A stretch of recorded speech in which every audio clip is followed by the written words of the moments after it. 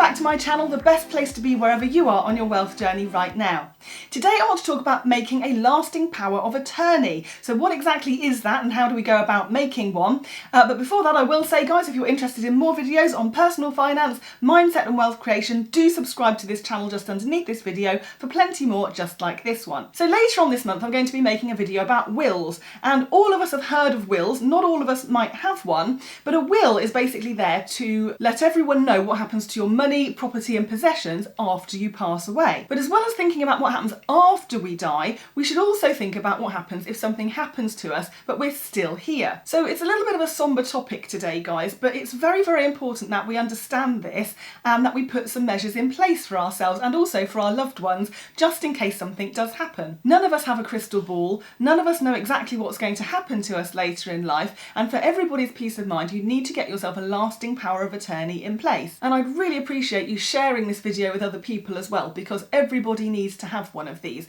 for the reasons I will outline in just a moment. To be clear as well, for this video I'm covering what happens in England and Wales, because in Scotland and Northern Ireland there are slightly different processes for applying for your power of attorney. In Scotland you can't apply in quite the same way as you can in England and Wales, and in Northern Ireland it's not called a lasting power of attorney, it's called an enduring power of attorney, and again it's a slightly different process. But I will put the .gov links to all of the different countries in the description just underneath this video, so do check those out and have a look so that you can make your own arrangements for your lasting power of attorney. Now sometimes you'll hear lasting power of attorney abbreviated to LPA, lasting power of attorney, so LPA. So if I interchange those two terms, lasting power of attorney and LPA, that's what I mean. And the purpose of this video is not to be all morbid and doom and gloom, but actually the opposite. It's to help to put you in control and give you peace of mind as well. So I want to help you to understand what exactly an LPA is, why it's important we should have one, and to help you overcome some of the jargon that you'll come across so that you can understand what it is that you're doing. So let's start off with some of the jargon then. What exactly is an attorney? So we've got a lasting power of attorney, and the attorney in this instance is a person or group of people that you would like to make decisions on your behalf when you become unable to do so. Now you can have as many attorneys as you like, but it's common for people to have somewhere between 1 and 4 attorneys. You don't want to have too many attorneys because it can cause arguments or issues if everybody's trying to act in your best interests all at once. And the other thing is that the attorneys that you appoint have to be 18 years or over. I think I was about 18 or 19 when I started becoming power of attorney for my parents, so they need to be an adult. Another word that you'll come across when you're filling your forms in is the word donor, and the word donor is just the jargon word meaning you. You're the donor and you're appointing your attorneys, which we just talked about. In England and Wales there are 2 different types of LPA. There's the Health and Welfare LPA and Property and Financial Affairs LPA. Now you can apply for one of these, both of them, or neither of them, depending on what you want to do. I would definitely recommend you go for both of them though. We apply for an LPA with a government department called the Office of the Public Guardian, and it costs £82 per application. So if you're doing the Health and Welfare application, that's £82. If you're also then doing the Property and Financial Affairs LPA, that will cost you another £84. So potentially if you're doing both of them together it's going to be £164. But I will caveat this though, because if you're on certain benefits, you might be able to get a discount on that price. And also if you are earning less than £12,000 a year, you might be able to get a discount on that price. So just double check your eligibility for any kinds of discounts before you apply for it. You also want to make sure that you're creating your LPAs with time to spare, because it can take about 10 weeks to get them registered. Everyone that I've ever applied for or helped people apply for has normally taken around sort of 4 to 5 weeks. So it doesn't always take 10 weeks. I think the government are just covering their backs, but it could potentially take that long. So just make sure that you've got a bit of time to spare when you're filling your forms out and sending everything off. I remember when my gran, for example, she was 89 and the person that she'd previously appointed as one of her attorneys had died, and she contacted me and she said, "Olivia, I want you to be my attorney." And I said, "Okay, fine." And we were scrobbling around. Obviously my gran's 89 and I was there thinking, oh my goodness, something's going to happen to her at any moment. Obviously it didn't, but you know, time is of the essence, especially when people are elderly. And I just mentioned that because it might not just be your LPAs that you're organising, it might be somebody else's, parents, grandparents and so on. So just be aware of that. So first of all, we have our Health and Welfare LPA.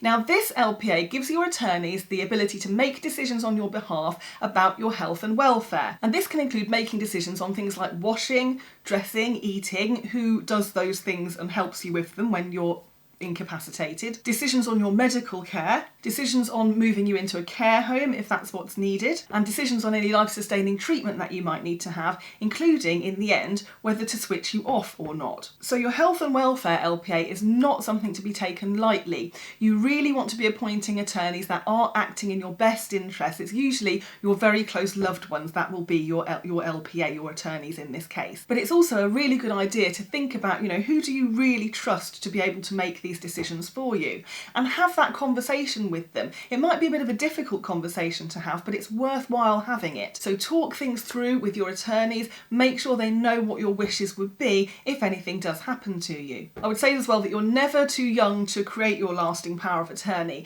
You can be 18 or over in order to create one, and I recommend that everybody does this. It's not just for people with Alzheimer's or dementia or the elderly, and in fact actually if you've already got some kind of mental incapacity, then you wouldn't be able to create a new LPA, so you need to make sure that you put it in place before anything happens to you, which is why it's important that we do it now. There are plenty of things that can happen to incapacitate us, and we simply just don't know what's around the corner. So your attorneys for health and welfare would almost always be really close family members, people that love you and have your best interests at heart. Now I want to give you a bit of reassurance here guys as well, because I know there are some of you that are going to be sitting there thinking, well, if I give power of attorney to my son, for example, he's going to put me in a care home the moment I've signed the form, or he's going to sell the house from under me the moment I've signed the form. And actually, neither of those things can happen. Both the Health and Welfare and the Property and Financial Affairs LPAs both specifically state that your attorneys must follow the principles of the Mental Capacity Act 2005. And I've got my copy of the sheet here to show you exactly what it is that it says and that they have to read and sign that they say that they understand. So this should hopefully give you a bit of reassurance towards all of those things. So let's have a look. So it says here, number 1, your attorneys must assume that you can make your own decisions unless it is established that you cannot do so. So you're going to carry on making your own decisions, and just because you've got this LPA in place doesn't change any of that. The LPA only kicks in if you are mentally incapacitated and it is established that you cannot make decisions yourself. Number 2, your attorneys must help you to make as many of your own decisions as you can. They must take all practical steps to help you make a decision. They can only treat you as unable to make a decision if they have not succeeded in helping you make a decision through these steps. Number 3, your attorneys must not treat you as unable to make a decision just because you have made an unwise decision. So that's reassuring, isn't it? You can carry on making unwise decisions without your family getting involved with it all. Number 4, your attorneys must act and make decisions in your best interests when you're unable to make a decision. So it's only when you're unable to make a decision that your attorneys can step in. Number 5, before your attorneys can make a decision for you, they must consider whether they can make the decision or act in a way that is less restrictive of your rights and freedom, but still achieves the purpose. It then goes on to say that they must act in your best interests, the form has to be registered, and they can only use it if you don't have mental capacity. It says that you can cancel your LPA if you want to, providing that you have the mental capacity to make that decision. And also, crucially, it reinforces that your attorneys cannot use the LPA to change your will. You are the only person that can do that.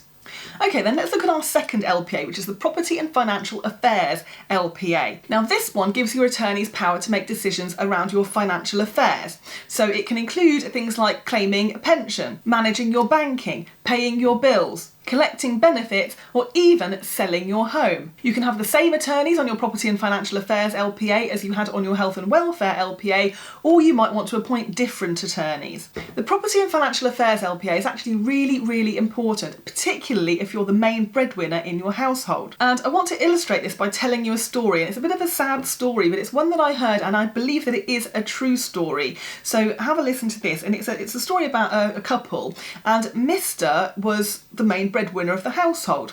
He earned his living, he was working, he had a good income, he had a pension in place as well, he owned property for income, and he had lots of other investments and things too, and he had plenty of money in his savings.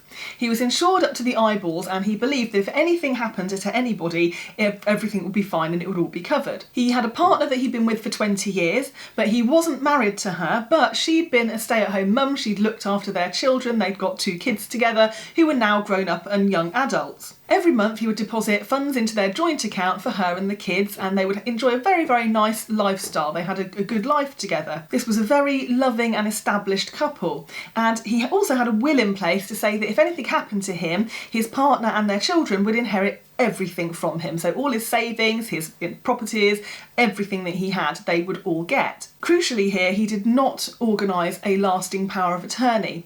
And one very sad day, he had a very tragic car accident and was left with very severe brain injuries and unable to make decisions. And the awful thing about this is that because he didn't have the lasting power of attorney and he wasn't married to his partner, she could not access any of his money. So the money that he was normally putting into the account for them both, she couldn't access anything that he had. Obviously, she couldn't sell any of his properties, she couldn't make ends meet, and she really struggled. And I understand that she ended up on benefits, and she also ended up in debt because she was trying to fight all of this out in court on the basis that she was the beneficiary of his will. But unfortunately, I guess it's unfortunate, he hadn't died and he was still there but unable to make the decisions, and she was unable to access anything. So it really is a very, very tragic story. So on that sombre note, I will say, guys, none of us know what's around the corner. I would rather pay 164 quid, get my powers of attorney out of the way, and everybody have peace of mind and know what's going to happen next, just in case something awful like that does happen. As I said before, getting your LPA sorted gives everybody peace of mind. Now, let's say, for example, then, that you appoint, let's say, 4 attorneys. Who actually decides what happens to you? Who makes the ultimate decisions? Well, on your LPA form, you can actually choose who makes what decisions, because you can appoint your attorneys to make decisions in 3 ways. You can either appoint them to make decisions jointly and severally, or a combination of the 2. So let's take a look at these different ways that people can make decisions for you. So we've got a bit more jargon here now then, so let's have a look at jointly and severally. Jointly and severally basically means together or separately. So, and again, I'll read this from the actual form, we can see exactly what it says here. So, it says, attorneys can make decisions on their own or together. Most people choose this option because it's the most practical.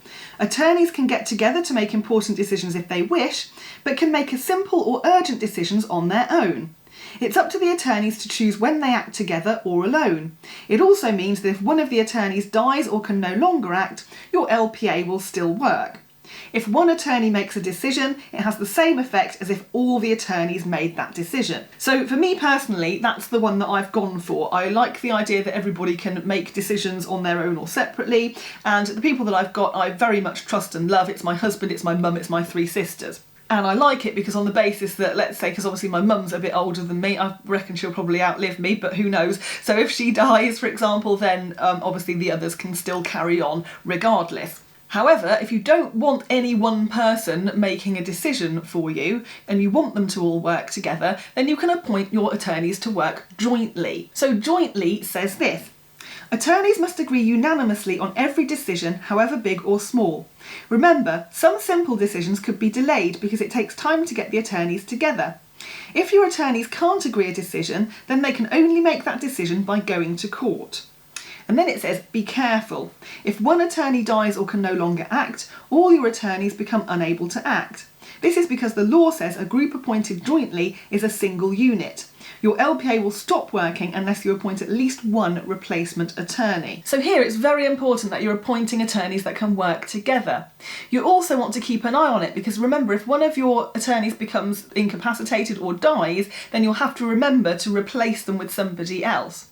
And it's always worth having a conversation with everybody just to make sure that they can work together and make those decisions on your behalf. Lastly, we have jointly for some decisions, jointly and severally for other decisions. So it says here, attorneys must agree unanimously on some decisions, but can make others on their own. If you choose this option, you must list the decisions that your attorneys should make jointly and agree unanimously on continuation sheet 2. The wording you use is important. it says here, and there are examples in the guide, part A3. Then it says, be careful. If one of your attorneys dies or can no longer act, none of your attorneys will be able to make any of the decisions you've said should be made jointly. Your LPA will stop working for those decisions unless you appoint at least one replacement attorney.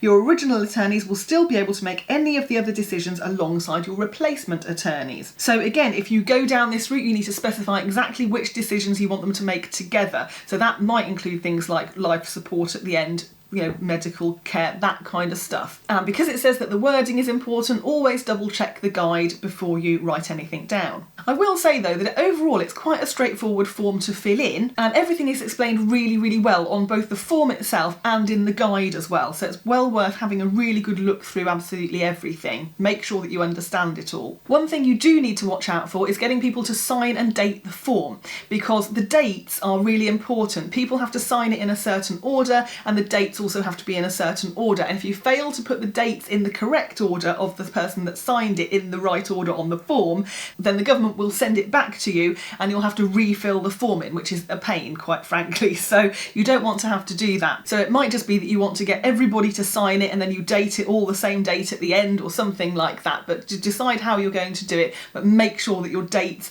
are all correct. And everybody that signs it also needs witnesses as well, so there's lots of signing, dating and witnessing going on. The forms themselves can be found at the .gov website just underneath this video. I've put the link in the description for you, and you can fill most of it out online. So fill it out, but then you do actually have to print it because everybody needs to sign it, witness it, date it and so on. And once they've done that, you'll then need to post it off physically in the mail. Now, thinking about the printing side, depending on how many attorneys you have will depend how much printing needs to be done, but I would probably say it's around 15 to 20 pages per form. So if you're doing both forms, you're looking at somewhere between sort of 30, 40 pages in total. I will say as well that the Office of the Public Guardian do have a dedicated support line for anybody filling in their LPA form. So if you get stuck or you're not sure of anything or you just want some help, give them a ring and they will help you out. Remember, once you've sent your LPA forms off, it can take up to 10 weeks for them to come back to you. I've never experienced it to be quite that long, but just in case, just budget for that amount of time. And also, once it comes back, make sure that you keep it in a safe place and let your attorneys know exactly where it is, because they might need to access it at some point. Your LPA is then valid until you die, which is why it's called a lasting power of attorney, because it lasts all the way up until your death. And then once you die, your will kick in, and that will explain to everybody what happens next. So I hope you found this useful, guys. Do give me a thumbs up just underneath this video if you have found it useful, and hopefully it's encouraging you to all go and get your LPAs sorted if you haven't done that yet already, because it just gives everybody a peace of mind. Do have a watch of these two videos up next because they will help you with your wealth journey. Thanks ever so much for watching this one, guys. Do stay safe and I will see you next Thursday.